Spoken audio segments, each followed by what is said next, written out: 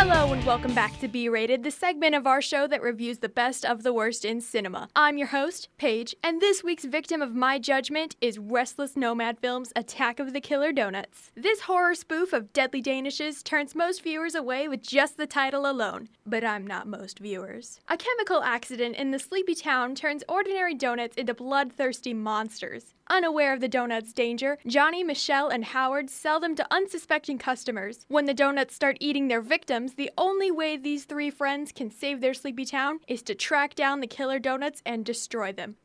Seems legit.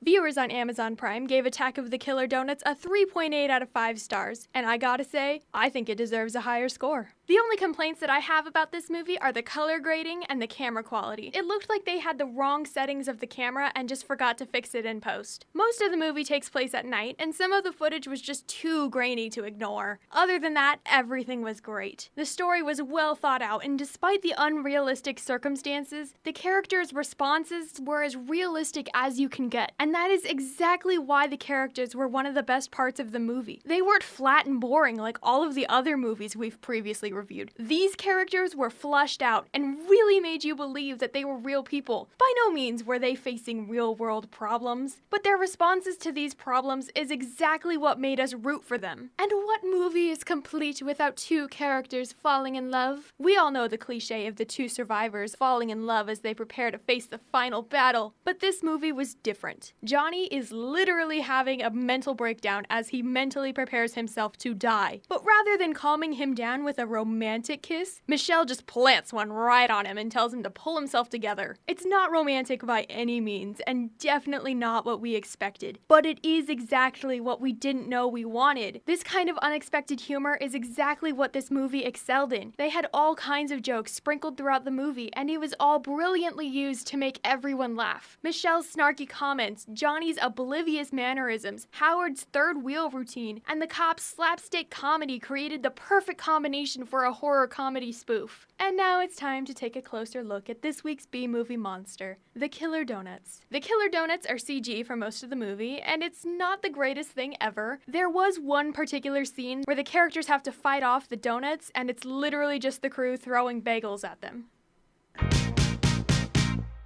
Give me your attention, baby. So what makes these donuts killer donuts? Well, it has to do with the reanimation serum that gets tossed into the fryer, which gives the donuts teeth, a brain, and a need to murder. Either the donuts eat you, or you eat the donuts, and die of dysentery.